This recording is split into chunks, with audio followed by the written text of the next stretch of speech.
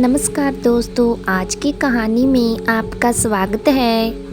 मदनपुर गांव प्रकृति की गोद में बसा एक खुशहाल गांव था। वहां के ज़्यादातर लोग अमीर घरानों से ताल्लुक़ रखते थे। बड़े ही नेक दिल और भगवान से डरने वाले लोग थे।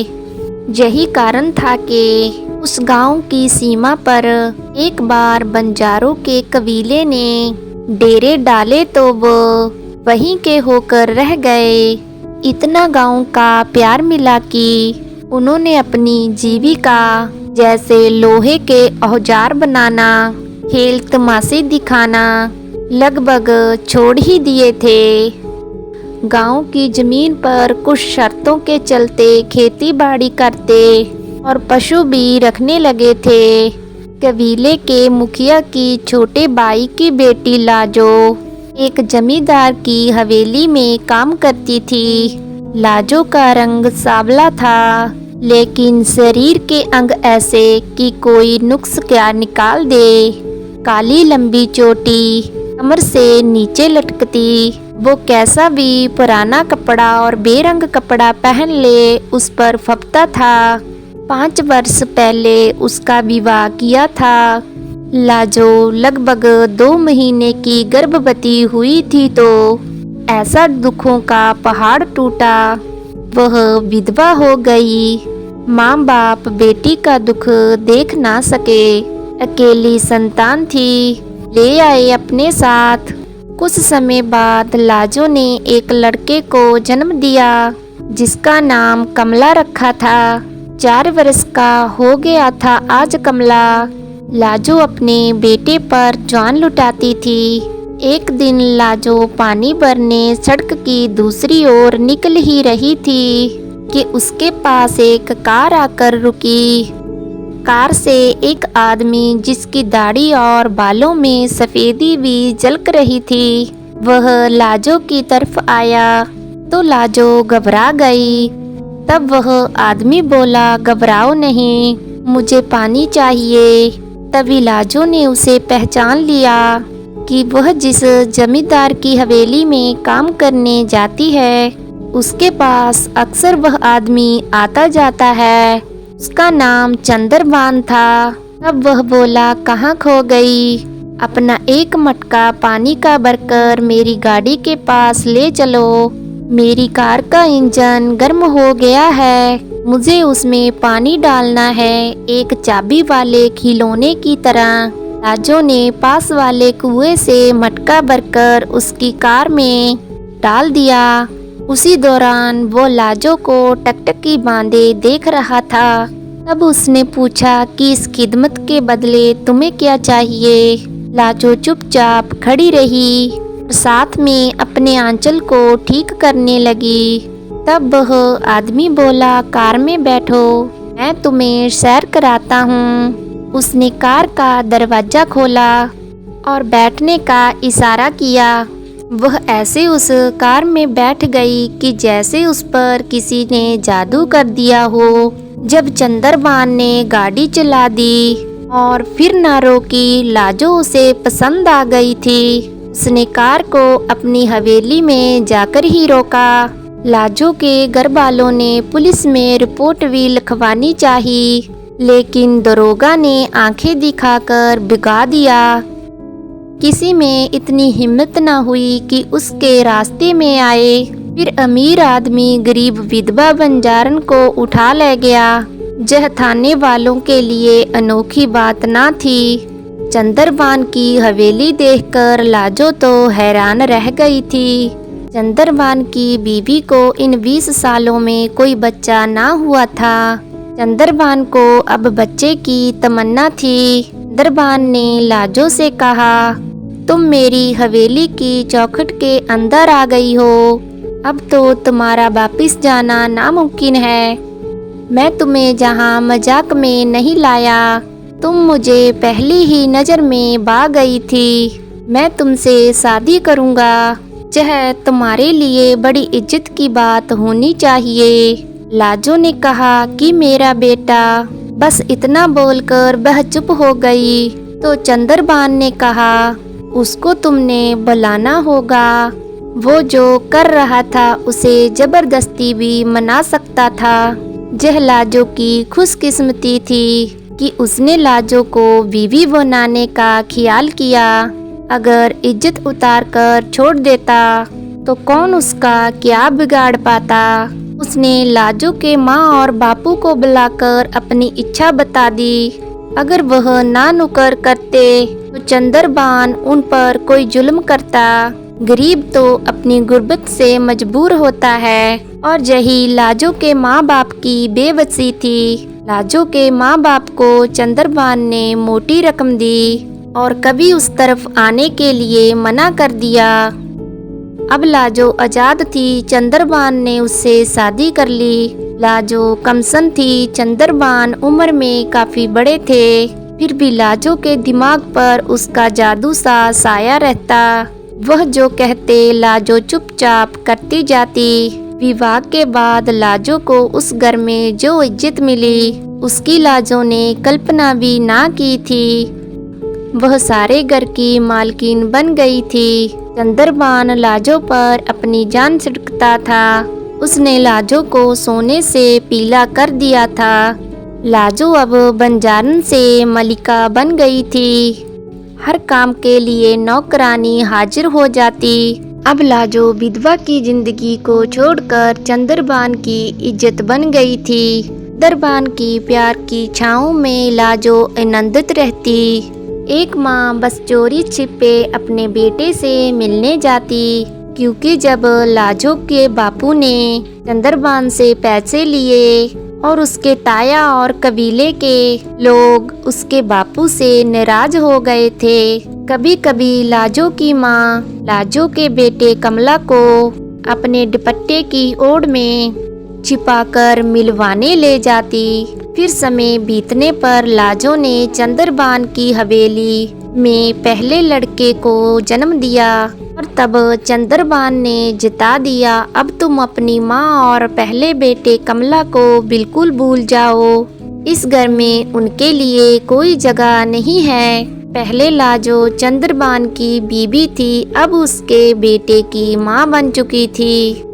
और यह जंजीर बाकी सब जंजीरों से बहुत ज्यादा मजबूत थी। वह अपने बेटे कमला को याद करके खूब तड़पती, मगर मिल ना सकती थी। उसे लाजो ने जन्म दिया था, वह उसे कैसे भूल सकती थी। लाजो का एक बेटा सोने के पालने में झूल रहा था और दूसरे को दरी का टुकड़ा भी ना मिल रहा था। लाजो के मन के कोने में कमले की जुदाई हमेशा दर्द देती रहती थी। किसी ने सही कहा है, जीवन में खुशी गम साथ साथ चलते हैं। चंद्रबान ने लाजो की हर इच्छा को पूरा किया। लाजो ने भी चंद्रबान के हुक्म का ईमानदारी से पालन किया और उसके दिल को आराम तथा सुकून पहुंचाया, जहां तक कि अपनी ममता का भी गला घोट दिया। चंद्रबान के घर लाजो ने 3 लड़कों को जन्म दिया। चंद्रबान ने सारी जमीन जीते जी लाजो के नाम कर दी थी। उसने लाजो से कहा, क्या पता लड़के वफा करे या ना करें, मेरे मरने के बाद तुम करती रहना इनका बंटवारा। इसके 2 बरस बाद ही चंद्रबान चल बसे। अब सारी जिम्मेवारी लाजो के कंधों पर आ गई थी।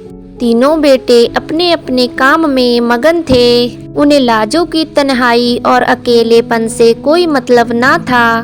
बड़ा बेटा शादी करके शहर चला गया, कभी कभार हवेली में आता। दूसरा भी अपनी बीवी का गुलाम हो गया था। छोटा हवेली में ही रहता, लेकिन कामकाज से उसे कोई मतलब ना था। वह अक्सर घर से गायब ही रहता।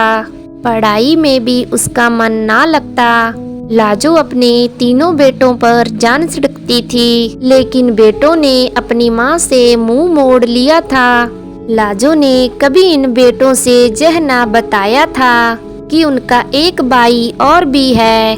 अब जे बेटे जब लाजो की परवाह ना करते तो लाजो को कमले की और भी अधिक याद सताने लगी। उसकी कोई बेटी भी ना थी जो लाजो की तन्हाई को समझ सके। लाजो के बेटे तभी उसके पास आते जब उन्हें रकम की जरूरत होती। बैंक से रुपया निकलवाने के लिए लाजो का अंगूठा लगवाना जरूरी था। बस इसी मतलब के लिए वह लाजो के पास आते और लाजो के दुख सुख से उन्हें कोई मतलब ना था। जब तक चंद्रभान जीवित था, कमले से ना मिलना लाजो की मजबूरी थी। लेकिन अब लाजो आजाद थी। अब तो उसकी एक ही तमन्ना थी कि किसी तरह पंख लग जाएं और वह अपने बेटे कमले के पास पहुंच जाए। एक दिन लाजो ने कमले वाली बात अपने तीनों बेटों को बता दी। लाजो ने अपने तीनों बेटों से कहा कि अब मैं कमले के बिना नहीं रह सकती हूँ। इस बात पर तीनों बेटों को बड़ा गुस्सा आया। उनको अपनी इज्जत की पड़ी थी और लाजो को अपने बेटे कमले की पड़ी थी। फिर लाजो ने हालातों को देखते हुए अपने कमले से मिलने का मन बना लिया। जब लाजो अपने बेटे कमले के सामने गई तो वह हक्का बक्का रह गया। जल्दी से वह लाजो के कदमों में बैठ गया। उसके आंसू लाजो के पैरों पर गिरने लगे। लाजो की ममता ने खुद से ही शर्माकर अपने ही दुपट्टे में आंसू छुपा लिए और सोचने लगी, मैं कैसी माँ हूँ, अपने जिगर के टुकड़े को भुला बैठी। लेकिन कमले ने बताया कि वह अपनी माँ से मिलने के लिए हवेली के कितने चक्कर लगा चुका है। चंद्रभान की जमीन पर काम करने के लिए उसने बहुत गुहार लगाई। इतने ही जतन किए बेचारे ने, लेकिन चंद्रभान ने इन सब की लाजो को बनक तक ना होने दी। अपने बेटे कमले की हर सिसकी पर लाजो का दिल लहूलुहान हो रहा था। फिर वह मिन्नतें करने लगा कि माँ अब मुझे छोड़कर ना जा, मैं आखिरी दम तक तेरी खिदमत करूँगा, दिन रात मेहनत करूँगा, पर तुम्हें किसी चीज की कमी ना होने दूंगा। कमले का प्यार, हसरतें और भोलापन लाजो के दिल में बैठ गया था। उसके खुरदरे हाथ लाजो के दिल पर गाओ कर रहे थे। बड़ी ही मुश्किल से कमले ने लाजो को वहां से जाने दिया, दूर तक छोड़ने आया। बार बार यही कह रहा था, माँ अब ना जा, माँ अब ना जा। अब उसके मन में भी कमले और अपने 3 बेटों के विचार तराजू बनकर झूल रहे थे। जब हवेली पहुंची तो तीनों बेटे अपनी माँ से 2-2 हाथ करने को तैयार बैठ गए। उन्हें शायद भनक लग गई थी कि माँ कमले से मिलने गई है।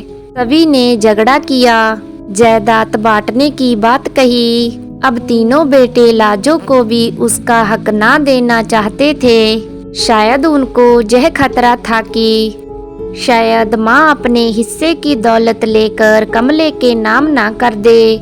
लाजो ने सारी जायदाद अपने तीनों बेटों के नाम कर दी और इसके बाद तीनों बेटों ने अपना फैसला सुनाया और कहा कि आपने हमारी इज्जत का ख्याल नहीं किया और मामूली बंजारे के कबीले में चली गई। अब हम आपसे कोई ताल्लुकात नहीं रखेंगे। यह बात सुनकर लाजो को बड़ा झटका लगा।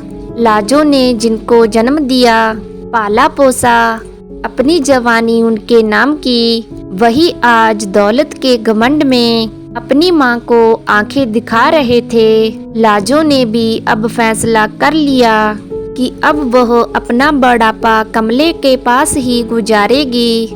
लाजो ने जो उसके पास नकदी और जेवर थे वह अपने तीनों लड़कों में बराबर बांट दिए और अपने 2 जोड़ी कपड़े लेकर अपने बेटे कमले के पास आ गई। लाजो के हाथों में सोने के 2 भारी कंगन थे। उन्हें बेचकर और कुछ रुपए कमले ने अपनी कमाई से इकट्ठे किए थे, सभी से कमले ने शहर में एक घर ले लिया। वह दोनों माँ बेटे वहाँ रहने लगे। लाजो को अपने बेटों की जुदाई का गम तो था, लेकिन उसने अब अपनी ममता की दौलत इस बेटे पर लुटानी थी। पहले कमले के लिए बेसुकून थी, अब लाजो अपने दूसरे तीनों बेटों के लिए बेसुकून थी। अगर आपको हमारी कहानी पसंद आती है प्लीज़ चैनल को सब्सक्राइब एंड वीडियो को लाइक ज़रूर करना। बाय बाय दोस्तों, मिलते हैं न्यू कहानी वीडियो में।